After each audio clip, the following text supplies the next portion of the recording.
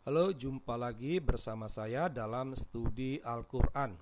Sebelum kita membahas kajian kita, kami mohon dukungannya untuk mengklik tombol-tombol yang ada di bawah ini. Studi Al-Quran kita kali ini membahas surah ke-27 ayat 91. Ini merupakan kajian atau telaah logis, sehingga sangat dibutuhkan akal sehat untuk mengikuti menyimak video ini.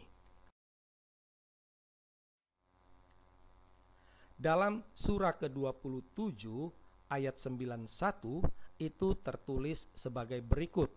Aku hanya diperintahkan menyembah Tuhan negeri ini yang Dia telah menjadikan suci padanya, dan segala sesuatu adalah miliknya. Dan aku diperintahkan agar aku termasuk orang muslim. Nah, umat Islam sangat yakin apa yang tertulis di layar kaca Anda ini itu merupakan wahyu Allah. Ya, langsung kata yang tertulis ini adalah kata-kata Allah sendiri.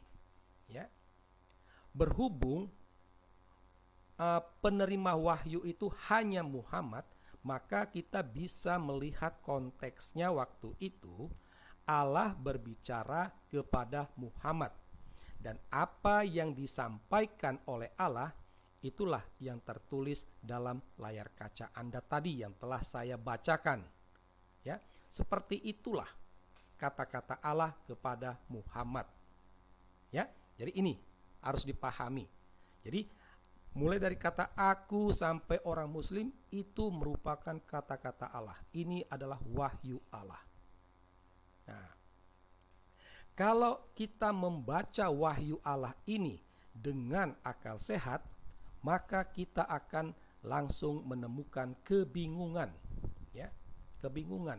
Karena ada banyak ketidakjelasan di dalamnya. Ya, siapa itu aku?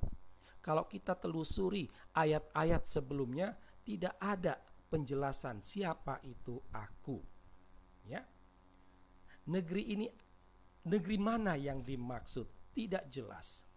Ya, nah, ketidakjelasan inilah akhirnya dijawab oleh umat Islam di kemudian hari untuk mengatasi kebingungan. Maka ya, dalam Al-Quran sekarang ini kata aku itu dimaknai dengan Muhammad, sedangkan kata negeri ini itu dimaknai dengan Mekah. Ya, maka dalam kitab Al-Quran sekarang muncul dua kata tambahan yang berada di dalam tanda kurung, kata Muhammad dan Mekah. Lantas apakah dengan penambahan ya dari manusia ini membuat wahyu Allah itu menjadi jelas? Tetap penambahan tersebut tidak membuat wahyu Allah jelas, tetapi justru menimbulkan masalah. Nah, kita lihat bahwa tadi dikatakan bahwa kata aku itu dimaknai dengan Muhammad. Nah, masuk akal tidak? Kita kembali dalam konteks ya wahyu ini. Allah dia berbicara kepada Muhammad. Allah sebagai subjek ya, Allah sebagai subjek pembicara, Muhammad sebagai lawan bicaranya. Masuk akal tidak ketika Allah dia berbicara kepada Muhammad, dia menggunakan aku, dan aku itu dimaknai dengan lawan bicaranya? Ya kan nggak masuk akal. Itu kan menyalahi logika bahasa. Ya, bayangkan kalau Anda sebagai Allah, Anda sebagai subjek, ya, dan Anda berbicara dengan lawan bicara Anda, dan Anda mengatakan aku ingin begini. Apakah aku itu adalah lawan bicara Anda? Ya kan tidak. Aku itulah Anda. Begitu. Jadi tampak jelas bahwa aku di sini adalah Allah, bukan Muhammad. Jadi pemaknaan aku itu sebagai Muhammad itu keliru. aku itu adalah Allah. Ya, kalau seandainya aku itu adalah Muhammad, seharusnya Allah itu dia berbicara, engkau hanya diperintahkan menyembah Tuhan. Dan engkau diperintahkan agar engkau termasuk orang muslim. Harus menggunakan kata engkau, bukan aku. Kalau aku itu adalah Allah yang berbicara. Ya, jadi tampak kacaunya wahyu Allah ini. Kekacauan atau masalah yang kedua itu tampak dalam kata dia. Ya, kita kembali kepada konteks wahyu ini. Allah berbicara kepada Muhammad. Ya, dia itu ditafsir sebagai Allah. Ya, kata dia itu oleh umat Islam ditafsir sebagai Allah. Kalau dia itu adalah Allah, sementara yang berbicara juga adalah Allah, ini mau menunjukkan, ya, menunjukkan bahwa dia di sini bukan Allah yang sedang berbicara. Dia ini adalah Allah yang lain. Ya, bukan Allah yang berbicara. Konsekuensi logisnya dengan wahyu ini mau menunjukkan bahwa ada dua Allah, yaitu Allah yang berbicara dan Allah yang menyucikan negeri ini. Kita sampai pada kesimpulan atas kajian logis kita terhadap surah ke-27 ayat 91.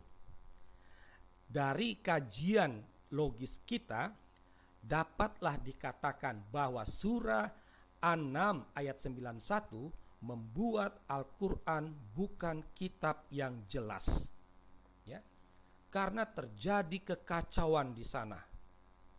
Ya, ini seakan menegaskan apa yang dulu pernah dikatakan oleh Ali Sina dalam bukunya Understanding Muhammad. Dia mengatakan Al-Quran adalah buku yang membingungkan, tulisannya kacau balau, penuh khayalan dan pernyataan-pernyataan yang tak masuk akal. Ya. Atau ada juga ahli J.K. Selglin, ya, dalam bukunya The People versus Muhammad yang mengatakan Al-Quran merupakan pikiran orang bingung yang ditulis di atas kertas.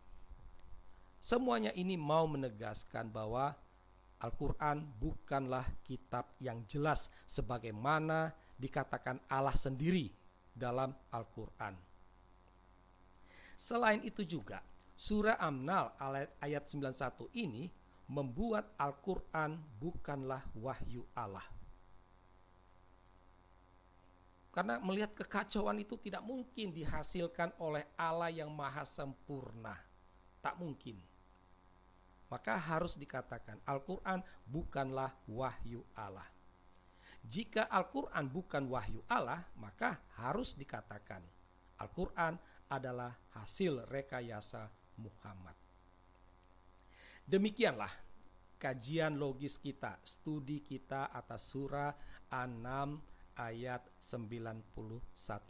Semoga studi ini membawa pencerahan bagi Anda. Sekian dan terima kasih.